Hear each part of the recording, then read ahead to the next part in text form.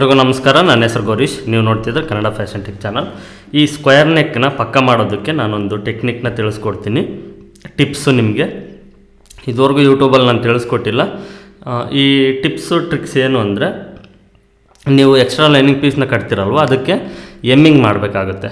Hemming ಮಾಡೋ ಅವಶ್ಯಕತೆ ಇಲ್ದಂಗೆ ಅದನ್ನು ಒಳಗಡೆ ಪಲ್ಟಾಯಿಸೋ ಒಂದು ಟೆಕ್ನಿಕ್ನ ನಾನು ನಿಮಗೆ ತಿಳಿಸ್ಕೊಡ್ತೀನಿ. ಇದು ಈಸಿ ಮೆಥಡ್ಡು, ಫಿನಿಶಿಂಗ್ ತುಂಬ ಚೆನ್ನಾಗಿರುತ್ತೆ, ಎಮ್ಮಿಂಗ್ ಮಾಡೋ ಅವಶ್ಯಕತೆ ಇರೋದಿಲ್ಲ, ಮತ್ತು ಕ್ಯಾನ್ವಾಸ್ ಹಾಕೋ ಅವಶ್ಯಕತೆಯೂ ಇರೋದಿಲ್ಲ. ಫಿನಿಶಿಂಗು ತುಂಬ ಚೆನ್ನಾಗಿ ಬರುತ್ತೆ, ನೆಕ್ ಸ್ಕ್ವೇರ್ ಫಿನಿಶಿಂಗ್ ಅನ್ನೋದು ತುಂಬ ಚೆನ್ನಾಗಿ ಬರುತ್ತೆ. ಆ ಟ್ರಿಕ್ಸ್ನ ನಾನು ನಿಮಗೆ ಈಗ ತಿಳಿಸ್ಕೊಡ್ತೀನಿ. ಅದಕ್ಕೂ ಮುಂಚೆ ನೀವು ಹೊಸದಾಗಿ ಚಾನಲ್ನ ನೋಡ್ತಿದ್ರೆ ಕೆಳಗಡೆ ರೆಡ್ ಕಲರ್ ಸಬ್ಸ್ಕ್ರೈಬ್ ಬಟನ್ ಇರುತ್ತೆ, ಅದನ್ನು ಕ್ಲಿಕ್ ಮಾಡಿ ಚಾನಲ್ನ ಸಬ್ಸ್ಕ್ರೈಬ್ ಮಾಡಿಕೊಂಡು ಪಕ್ಕದಲ್ಲಿರುವಂಥ ಬೆಲ್ಲೈಕನ್ನ ಆನ್ ಮಾಡಿ ಇಟ್ಕೊಳ್ಳಿ. ಇಂಥ ಹೊಸ ವೀಡಿಯೋನ ನಾನು ಅಪ್ಲೋಡ್ ಮಾಡಿದಾಗ ನಿಮಗೆ ನೋಟಿಫಿಕೇಷನ್ ಬರುತ್ತೆ, ಆ ಎಲ್ಲ ವೀಡಿಯೋಸ್ನ ನೀವು ನೋಡ್ಬೋದಾಗುತ್ತೆ. ಫಸ್ಟು ಇದು ಬ್ಯಾಕ್ ಸೈಡ್ ಪಾರ್ಟು ಸ್ಕ್ವೇರ್ ನೆಕ್ಕು.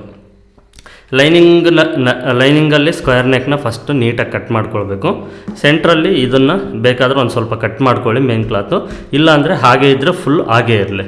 ಹೊಸದಾಗಿ ನೀವು ಕಲಿತಾ ಇರ್ತೀರಲ್ವ, ಒಂದು ಹೊಲಿಗೆ ಹಾಕ್ಕೊಂಡ್ಮೇಲೆ ಕಟ್ ಮಾಡ್ಕೊಳ್ಬೋದು, ಏನು ತೊಂದರೆ ಇಲ್ಲ. ಇದು ನಾನು ಡೆಮೋ ಪೀಸ್ಗೆ ಅಂತ ಒಂದು ಪೀಸ್ ಇತ್ತು, ಅದನ್ನೇ ತಗೊಂಡು ನಿಮಗೆ ತೋರಿಸ್ತಾ ಇದ್ದೀನಿ. ಈ ಸೆಂಟ್ರಲ್ಲಿ ಈ ಮೇನ್ ಕ್ಲಾತಲ್ಲಿರೋದನ್ನು ಕಟ್ ಮಾಡೋ ಅವಶ್ಯಕತೆ ಏನಿಲ್ಲ, ಕಟ್ ಮಾಡೋಕ್ಕೇನು ಹೋಗಬೇಡಿ. ಇದನ್ನು ಹಾಗೆ ಫುಲ್ ಇರಲಿ. ಲೈನಿಂಗಲ್ಲಿ ಮಾತ್ರ ನೀವು ಸ್ಕ್ವೇರ್ ನೆಕ್ನ ನೀಟಾಗಿ ಕಟ್ ಮಾಡ್ಕೊಳ್ಬೇಕು. ಮಾರ್ಕ್ ಮಾಡಿಕೊಂಡು ಸ್ಕ್ವೇರ್ ನೆಕ್ನ ನೀಟಾಗಿ ಲೈನಿಂಗಲ್ಲಿ ಕಂಪಲ್ಸರಿ ಕಟ್ ಮಾಡ್ಕೊಳ್ಬೇಕು. ಕಟ್ ಮಾಡಿಕೊಂಡ ನಂತರ ಇದು ಸೀದಾ, ಓಕೆನಾ, ಗಮನ ಇಟ್ಟು ಕೇಳಿ. ಇದು ಸೀದಾ, ಇದು ಉಲ್ಟಾ ಸೀದಾ ಇರುತ್ತೆ ಮೇನ್ ಕ್ಲಾತಲ್ಲಿ. ಸೀದಾ ಮೇಲೆ ನೋಡಿ, ಈ ರೀತಿ ಈ ಲೈನಿಂಗ್ ಪೀಸ್ನ, ಸ್ಕ್ವೇರ್ ಪೀಸ್ನ ಸೀದಾ ಮೇಲೆ ಈ ರೀತಿ ಹಾಕ್ಕೊಂಡು,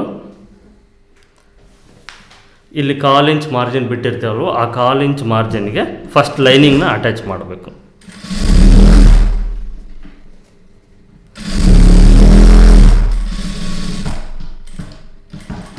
ಸೀದಾ ಮೇಲೆ ಮತ್ತು ಉಲ್ಟಾ ಮೇಲೆ ಮಾಡಿದರೆ ಅದು ಟೆಕ್ನಿಕ್ನು ಬರೋದಿಲ್ಲ.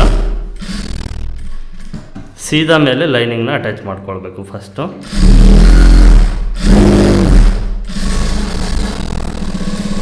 ಈ ರೀತಿ ಸೀದಾ ಮೇಲೆ ಲೈನಿಂಗ್ ಅಟ್ಯಾಚ್ ಮಾಡಿಕೊಂಡು, ಸೆಂಟ್ರಲ್ಲಿ ಮೇನ್ ಕ್ಲಾತ್ ಇರುತ್ತಲ್ವ, ಆ ಸೆಂಟ್ರಲ್ಲಿ ಇರುವಂಥ ಮೇನ್ ಕ್ಲಾತ್ನ ಈ ಲೈನಿಂಗ್ ಪಕ್ಕದಲ್ಲೇ ಈ ರೀತಿ ಕಟ್ ಮಾಡ್ಕೊಳ್ಬೇಕು.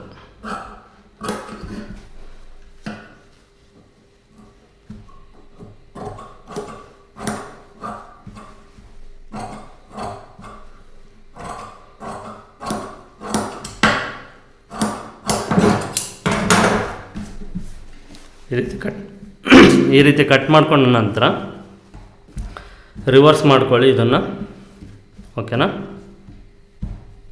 ಈಗ ಇದು ಉಲ್ಟಾ, ಇದು ಸೀದಾ ಒಳಗಡೆ ಇದೆ, ಲೈನಿಂಗು ಕೆಳಗಡೆ ಇದೆ. 1.5 ಇಂಚ್ ಅಗಲ ಸ್ಟ್ರೈಟ್ ಲೈನಿಂಗ್ ಪೀಸ್ನ ತಗೊಳ್ಳಿ, 1.5 ಇಂಚು ಅಗಲ, ಓಕೆನಾ. ಇದನ್ನು ಈ ರೀತಿ ಡಬಲ್ ಫೋಲ್ಡ್ನ ಮಾಡ್ಕೊಳ್ಳಿ. ಡಬಲ್ ಫೋಲ್ಡ್ನ ಮಾಡಿಕೊಂಡು ಇದ್ರ ಮೇಲ್ಗಡೆ ಈ ರೀತಿ ಇಟ್ಕೊಂಡು 1/4 ಇಂಚ್ ಮಾರ್ಜಿನ್ಗೆ ಒಂದು ಹೊಲಿಗೆನ ಹಾಕ್ಕೊಳ್ಬೇಕು. 1/4 ಇಂಚು ಮಾರ್ಜಿನು ಕರೆಕ್ಟಾಗಿ ಈ ಸ್ಕ್ವೇರ್ ಶೇಪ್ ಬರುತ್ತಲ್ವ, ಇಲ್ಲಿ ಸ್ಟಾಪ್ ಮಾಡಿಬಿಟ್ಟು ಇಲ್ಲಿ ಸ್ಕ್ವೇರ್ ಶೇಪಲ್ಲಿ ನೀವು ಇದನ್ನು ಫುಲ್ ಟರ್ನ್ ಮಾಡಬೇಕಂದ್ರೆ ಈ ರೀತಿ ಫುಲ್ ಸ್ಕ್ವೇರ್ ಮಾಡಬೇಕು. ಈ ರೀತಿ ಕ್ಲಾತ್ನ ಒಳಗಡೆ ಫೋಲ್ಡ್ ಮಾಡಿದರೆ ಸ್ಕ್ವೇರು ಶೇಪ್ ಬರುತ್ತೆ. ಕರೆಕ್ಟಾಗಿ ಸ್ಕ್ವೇರ್ ಶೇಪ್ ಮಾರ್ಜಿನ್ನ ನೋಡಿಕೊಂಡು ನೀಡಲ್ನ ಅಲ್ಲಿ ಸ್ಟಾಪ್ ಮಾಡಿ ಹಾಗೆ ಕಂಟಿನ್ಯೂ ಮಾಡಬೇಕು.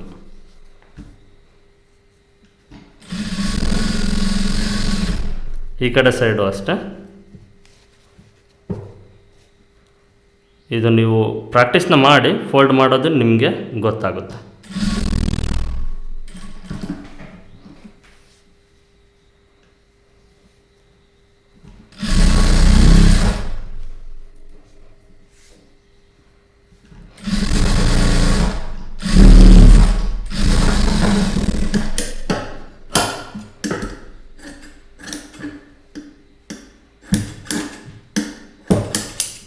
ನೋಡಿ, ಈ ಸ್ಕ್ವೇರ್ ಜಾಗದಲ್ಲಿ ಈ ರೀತಿ ನೀಟಾಗಿ ಕಟ್ ಮಾಡ್ಕೊಳ್ಬೇಕು, ಮತ್ತು ಹೊಲಿಗೆ ಕಟ್ ಆಗಬಾರ್ದು. ಕೇರ್ಫುಲ್ಲಾಗಿ ನೋಡಿಕೊಂಡು ಕಟ್ ಮಾಡ್ಕೊಳ್ಳಿ. ಈಗ ನೋಡಿ, ಈ ಎರಡು ಲೈನಿಂಗ್ನ ಈ ರೀತಿ ಸಪ್ರೇಟ್ ಮಾಡ್ಕೊಳ್ಳಿ. ಮೇನ್ ಕ್ಲಾತು ಲೈನಿಂಗ್ನ ಸಪ್ರೇಟ್ ಮಾಡಿಕೊಂಡು ಈ ಲೈನಿಂಗ್ ಕಡೆ ಇದನ್ನು ಈ ರೀತಿ ಲೈನಿಂಗ್ ಕಡೆ ಇಟ್ಕೊಂಡು ಈ ಕಡೆ ಸೈಡು ಒಂದು ಹೊಲಿಗೆನ ಹಾಕ್ಕೊಳ್ಬೇಕು ಲೈನಿಂಗ್ ಮೇಲೆ. ಕಾಣಿಸ್ತಾ ಇದೆ ಅಲ್ವ ನಿಮಗೆ?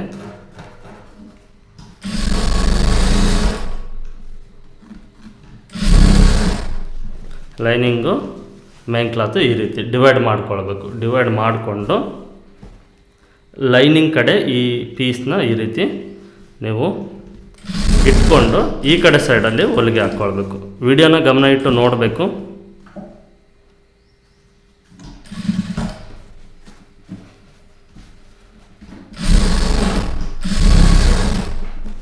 ಹೊಲಿಗೆ ನಾನು ಯಾವ ಸೈಡ್ ಹಾಕ್ತಾಯಿದ್ದೀನಿ, ಎಲ್ಲಿ ಹೊಲಿಗೆ ಹಾಕ್ತಾಯಿದ್ದೀನಿ ಅನ್ನೋದು ಸ್ವಲ್ಪ ಗಮನ ಇಟ್ಟು ನೋಡಿ, ನಿಮಗೆ ಕ್ಲಿಯರಾಗಿ ಅರ್ಥ ಆಗುತ್ತೆ.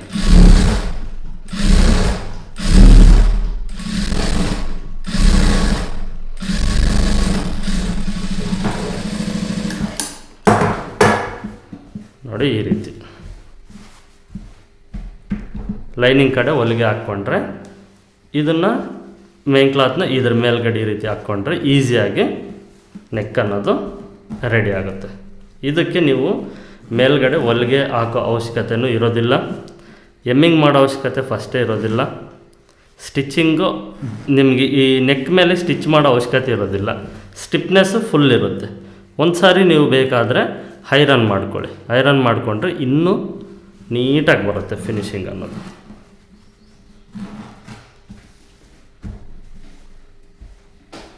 ಕಾಣಿಸ್ತಾ ಇದೆ ಅಲ್ವಾ? ಈ ಮೇಲ್ಗಡೆ ಹೊಲಿಗೆ ಹಾಕೋ ಅವಶ್ಯಕತೆ ಇರೋದಿಲ್ಲ. ಈ ಕಡೆ ಸೈಡ್ ಒಳಗಡೆ ಸೈಡು ನೋಡಿ, ಇಲ್ಲಿ ಜಸ್ಟ್ ಹೊಲಿಗೆ ಮಾತ್ರನೇ ನಿಮಗೆ ಕಾಣಿಸ್ತಾ ಇದೆ ಅಷ್ಟೇ. ಈ ಮೇಲ್ಗಡೆ ಯಾವ ಕಚ್ಚನೂ ಇರೋದಿಲ್ಲ, ಈ ಒಳಗಡೆ ಇರುತ್ತೆ ನೋಡಿ. ಒಳಗಡೆನೂ ನಿಮಗೆ ಕಚ್ಚ ಅನ್ನೋದು ಇರೋದಿಲ್ಲ, ಇದು ಫೋಲ್ಡ್ ಆಗಿರುತ್ತೆ. ಇದ್ರ ಒಳಗಡೆ ಕಚ್ಚ ಇರುತ್ತೆ ನಿಮ್ಗೆ. ಅದು ಈ ಕಡೆ ಸೈಡು ಕಾಣಿಸೋದಿಲ್ಲ, ಈ ಕಡೆ ಸೈಡು ಕಾಣಿಸೋದಿಲ್ಲ. ಇದು ಫುಲ್ ಫಿನಿಶಿಂಗ್ ಇರುತ್ತೆ. ನೀವು ಹೀಗೆ ನೋಡಿದರೆ ಕಚ್ಚ ಅನ್ನೋದು ಈ ಲೈನಿಂಗ್ ಒಳಗಡೆ ಇರುತ್ತೆ. ಇದು ಸ್ಟಿಫ್ನೆಸ್ ಇರುತ್ತೆ, ದಪ್ಪನೂ ಇರುತ್ತೆ. ಕಚ್ಚ ನಿಮಗೆಲ್ಲೂ ಕಾಣಿಸೋದಿಲ್ಲ, ಎಮ್ಮಿಂಗ್ ಮಾಡೋ ಅವಶ್ಯಕತೆ ಇರೋದಿಲ್ಲ, ಕ್ಯಾನ್ವಾಸ್ ಹಾಕೋ ಅವಶ್ಯಕತೆಯೂ ಇರೋದಿಲ್ಲ. ಮತ್ತು ಹೊಲಿಗೆ ಮೇಲ್ಗಡೆ ನೆಕ್ಕಿಗೆ ಹೊಲಿಗೆ ಹಾಕೋ ಅವಶ್ಯಕತೆಯೂ ಇರೋದಿಲ್ಲ. ಇದು ತುಂಬ ಯೂಸ್ಫುಲ್ ಟೆಕ್ನಿಕ್ಕು. ಈ ರೀತಿ ಸ್ಕ್ವೇರ್ ನೆಕ್ಕಿಗೆ, ರೌಂಡ್ ನೆಕ್ಕಿಗೂ ಮಾಡ್ಬೋದು. ಶೇಪ್ ನೆಕ್ಕಿಗೆ ನೀವು ಈ ಟ್ರಿಕ್ಸ್ನ ಫಾಲೋ ಮಾಡಿದರೆ ಫಿನಿಶಿಂಗು ತುಂಬ ನೀಟಾಗಿ ಬರುತ್ತೆ. ಕಾಣಿಸ್ತಾ ಇದೆಯಲ್ವ ನಿಮಗೆ? ಮೇಲ್ಗಡೆ ಒಂದು ಹೊಲಿಗೆ ಮಾತ್ರ ಕಾಣಿಸುತ್ತೆ, ಅಷ್ಟು ಬಿಟ್ಟರೆ ನಿಮಗೆ ಎಲ್ಲೂ ಕಚ್ಚ ಅನ್ನೋದು ಕಾಣಿಸೋದಿಲ್ಲ. ಇನ್ನು ಮಿಕ್ಕಿರೋ ಲೈನಿಂಗು ಇದನ್ನೊಂದು ಸಾರಿ ಐರನ್ ಮಾಡಿಕೊಂಡು ನಿಮಗೆ ಫಿನಿಶಿಂಗ್ ಫುಲ್ಲು ನೀಟಾಗಿ ಬರಬೇಕಂದ್ರೆ ಒಂದು ಸಾರಿ ಐರನ್ ಮಾಡ್ಕೊಳ್ಳಿ. ಇದು ಹಾಗೆ ಕೂತ್ಕೊಳ್ಳುತ್ತೆ, ಹೊಲಿಗೆ ಹಾಕೋ ಅವಶ್ಯಕತೆ ಇರೋದಿಲ್ಲ. ಐರನ್ ಮಾಡಿಕೊಂಡ ನಂತರ ಲೈನಿಂಗು ಈ ಲೈನಿಂಗ್ನ ನೀಟಾಗಿ ಮೇನ್ ಕ್ಲಾತ್ಗೆ ಅಟ್ಯಾಚ್ ಮಾಡಿಕೊಂಡು ಎಕ್ಸ್ಟ್ರಾ ಮೇನ್ ಕ್ಲಾತ್ನ ಕಟ್ ಮಾಡಿಕೊಂಡ್ರೆ ಸ್ಕ್ವೇರ್ ನೆಕ್ ಫುಲ್ ಫಿನಿಶಿಂಗ್ ಬರುತ್ತೆ.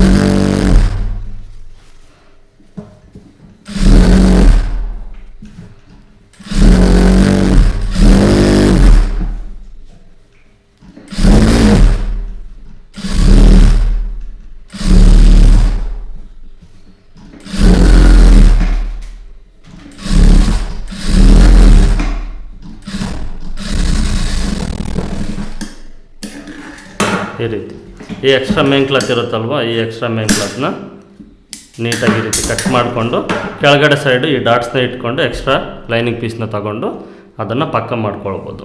ನೆಕ್ ಮಾತ್ರ ನಿಮಗೆ ಈ ರೀತಿ ತುಂಬ ಅಂದರೆ ತುಂಬ ನೀಟಾಗಿ ಫಿನಿಶಿಂಗ್ ಅನ್ನೋದು ಬರುತ್ತೆ. ಹೊಲಿಗೆ ಮೇಲ್ಗಡೆ ಹಾಕೋ ಅವಶ್ಯಕತೆ ಇರೋದಿಲ್ಲ. ಇದು ನಿಮಗೆ ಈ ವಿಡಿಯೋದಲ್ಲಿ ತಿಳಿಸ್ಕೊಟ್ಟಂಥ ಒಂದು ಯೂಸ್ಫುಲ್ ಟ್ರಿಕ್ಸ್. ಇದು ನಿಮಗೆ ಯೂಸ್ ಆಗಿದೆ ಅಂದ್ಕೊಂಡಿದ್ದೀನಿ. ಈ ಟಿಪ್ಸು ಮತ್ತು ಈ ಟ್ರಿಕ್ಸು ಯೂಸ್ ಆಗಿದ್ದರೆ ಈ ವಿಡಿಯೋಗೆ ಒಂದು ಲೈಕ್ ಮಾಡಿ, ಹಾಗೆ ಈ ವಿಡಿಯೋನ ಸಾಧ್ಯವಾದಷ್ಟು ಜನಕ್ಕೆ ಶೇರ್ ಮಾಡಿ.